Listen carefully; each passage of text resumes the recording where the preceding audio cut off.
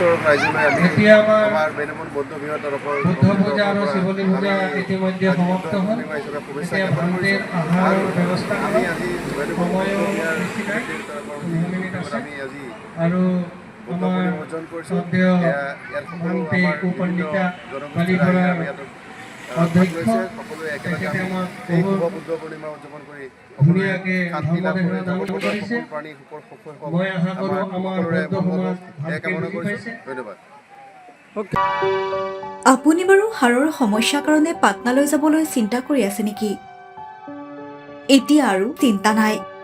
আপোনাৰ যিকোনো হাড়ৰ সমস্যা হ'লে এতিয়াৰ পৰা আৰু পাটনালৈ যাব নালাগে, কিয়নো এতিয়াৰ পৰা গুৱাহাটীতে পাব সেই সকলো সা সুবিধা।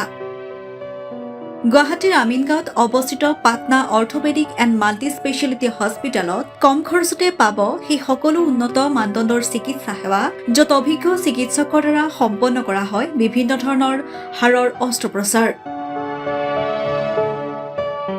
বৰ্তমানলৈকে ৩,০০০তকৈও অধিক ৰোগী সুস্থ হৈছে।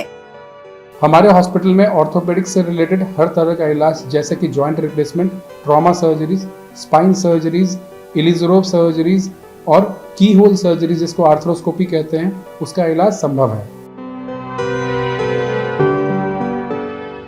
উন্নত মানদণ্ডৰ সা সুবিধা থকা হস্পিটেলখনত আছে ৩টাকৈ VIP ৰুম,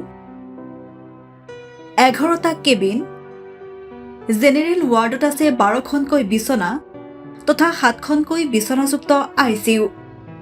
তাৰোপৰি এই হস্পিটেলখনৰ ভিতৰতে আছে ফাৰ্মাচীৰো সা সুবিধা।